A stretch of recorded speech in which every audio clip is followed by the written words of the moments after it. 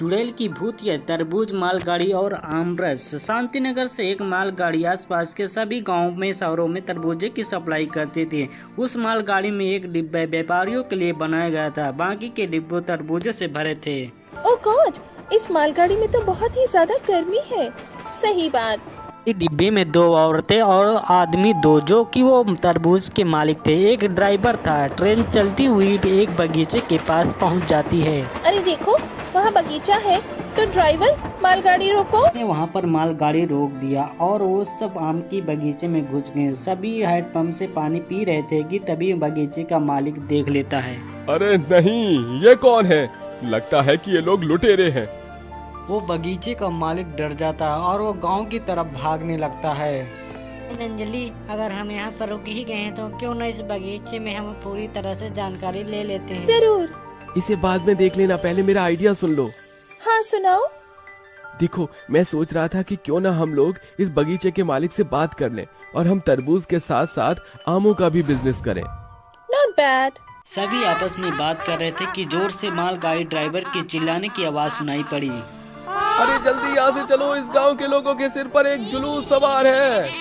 लेकिन सरताज, अब ये सब बात नहीं पूछना, पहले भागो यहाँ से। उन चारों ने भागना शुरू किया। भागने की आवाज सुनकर गांव वाले ने ड्राइवर को मारकर उन चारों की तरफ बढ़े। लेकिन हम लोग भाग क्यों रहे हैं? अगर हम भागेंगे तो ये हमें गलत ही समझेंगे। अभी भागना ही सही है, ये लोग बहुत गुस्से में हैं। इसी तरह वो बातें करते हुए भाग रहे थे कि कविता का पाँव मुड़ गया और वह गिर पड़ी। जैसे ही वो लोग उसे उठाने के लिए रुके, तभी गांव वालों ने उन्हें पकड़ लिया और उस पर चढ़ाई कर दिया। अरे मार डालो इन बहरूपियों को। गांव वालों ने उन बेचारों को वहीं पर मार डाला। वहीं बगीचे में हैंडपंप जहां लगा था, गीली मिट्टी से उनको दफना दिया। अरे शुक्रिया, तुमने मेरी मदद की। हम अपने उस पुराने अतीत को फिर कभी नहीं लौटने देंगे। हम अपनी उस भयानक गलती को अब कभी नहीं लौटाएंगे। चलो साथियों। उन लोगों की ऐसी कौन सी गलती थी? उन लोगों की एक भी नहीं सुनी और जान से मार दिया। जानने के लिए हमारे वीडियो के अंत तक बने रहे। इतनी भयानक मौत होने के बाद उन चारों की आत्मा भूत और चुड़ैल बनकर लौट आई। रात के 12 बजे हैंडपंप के पास बहुत सारा कोहरा छा जाता है। अरे ये इतनी गर्मी में कैसी धुंध हो रही है?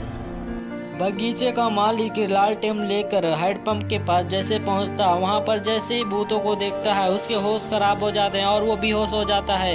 ये बुड्ढा तो हमें देखते ही परलोक सिधार गया। अच्छा ही तो है, अभी तो बस ये ही गया है, आगे आगे देखो होता है क्या। रागिनी ने ऐसा बोलकर उस हैंडपंप पर जादू चलाया और उस जादू को हैंडपंप रस में बदल दिया। अब मेरा जादू देखो। अंजलि के एक चुटकी बजाते ही वापस वह अपने इंसान के रूप में आ जाते हैं और उस मालगाड़ी को अभी भूतिया तरबूज के मालगाड़ी में बदल दिया जाता है। अब चलेगी मौत की आंधी। सवेरा होने पर भूत और चुड़ैल उस भूतिया तरबूज की मालगाड़ी को लेकर निकल गई और एक शहर के स्टेशन पर रुक गई। अरे भाई, 50 किलो तरबूज उतार दो। सरदार ने उसे मालगाड़ी के अंदर खींच लिया और उस आदमी को चुटकी बजाते ही बड़े तरबूज में बदल दिया। अब सब इसी तरह से मारे जाएंगे। सरदार ने ऐसा बोलकर ट्रेन चला दी। जहां जहां पर मालगाड़ी रुकी, उन्हीं लोगों को तरबूज में बदल दिया और इसी तरह करते ही शाम हो गई। आज तो हमने बहुत सारे लोगों को तरबूज बना दिया, अब चलो चलते हैं।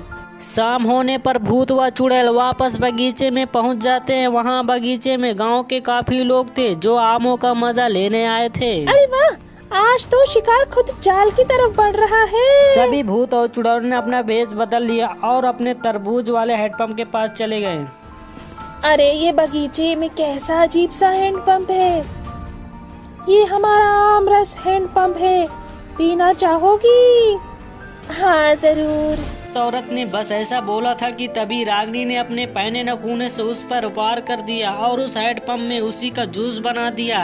जूस तो पियेंगे, लेकिन हम लोग तुम्हारा। इसी तरह उन्होंने धोखे से बहुत लोगों को मार डाला। वहीं पर एक लड़का राहुल था जो कि ये सब देख रहा था। जब उसने ये सब देखा और वह डर गया, वहां से भागने लगा।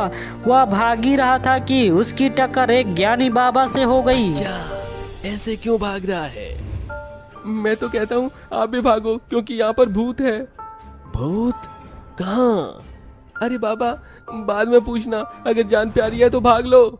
नहीं बच्चा, हम इन शक्तियों से भागने को नहीं, लड़ने को बने हैं। बाबा ने राहुल की एक भी नहीं मानी और उसे जबरदस्ती पकड़कर भूतों और चुड़ैलों के पास ले गया। बंद करो ये छलावा, मैं जानता हूँ तुम कौन हो। अरे वाह, तू तो बहुत समझदार है।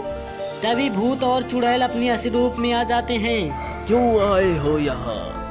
पहले तुम्हें ही बता दें क्या? कैलाश ऐसा बोलकर बाबा का जोश निकालने वाला था कि तभी बाबा ने एक मंत्र का जाप किया। अचानक तेज हवा चली, तभी भूत चुड़ैल बेकाबू होकर एक जगह पर इकट्ठा हो गए और बाबा ने मौका देखा और पेड़ की जड़ पर उन्हें बांध दिया। बोलो, वरना तुम्हें यहीं खत्म कर दूंगा। हमें छोड़, हम यहाँ अपनी मौत का बदला लेने आए हैं। चुड़ैल ने अपना सारा किस्सा बाबा को बता दिया। चुड़ैल की बात सुनकर तांत्रिक ने गांव वालों से ऐसा बर्ताव करने की वजह पूछी। अरे दरअसल इसी तरह से एक बार कुछ लोग हमारे इस बगीचे में आए थे। वो बोल तो साझेदारी को रहे थे, लेकिन धोखे से उन्होंने हमारा पूरा बाग लूट लिया और हमें कंगाल कर दिया। यहाँ तक कि उन्होंने हमारे परिवार के लोगों को भी चोट पहुँचाई। बस इसीलिए उस घटना के बाद से हम कभी भी किसी भी अनजान पर भरोसा नहीं करते।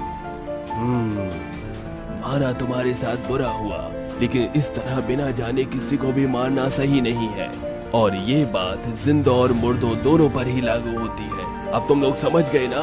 तांत्रिक की बात सुनकर भूत और चुड़ैल सभी मुस्कुराए और उन्हें उसकी बात समझ आ चुकी थी।